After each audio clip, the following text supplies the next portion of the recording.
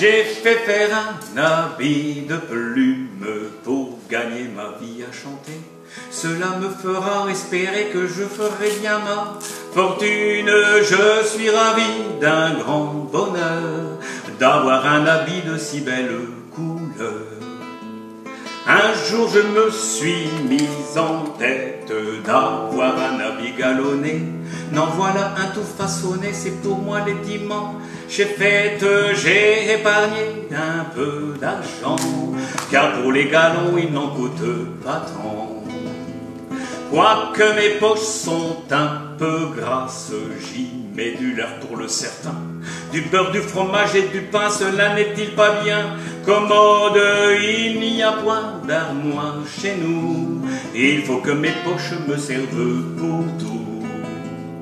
Rappant du tabac dessus ma râpe, la poussière a volé si fort qu'elle a gâté mon juste au corps de beau fin drap, n'est-ce pas? Dommage, il vient d'Hollande, assurément. Le drap est si fin qu'il vole le roi au vent. De Tourquenois m'apercevant, l'un d'eux dit à son compagnon: voilà là-bas brûle maison équipée comme un capitaine. Il a volé son juste au corps, ou bien il a mis quelque part un homme à mort. En entrant dedans un bocage où j'ai manqué d'être tué, car un cache mal avisé me prit pour un oiseau sauvage.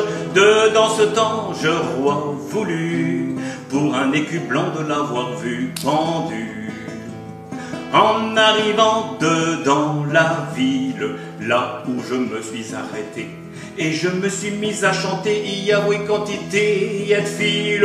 Aux unes aux autres se disions: que n'est-il caché dessous mon cotillon?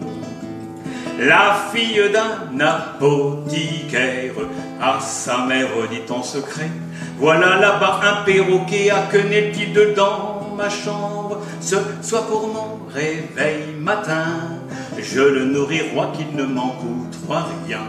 Ce soit pour mon réveil matin, je le nourris roi qu'il ne m'en coûtera rien.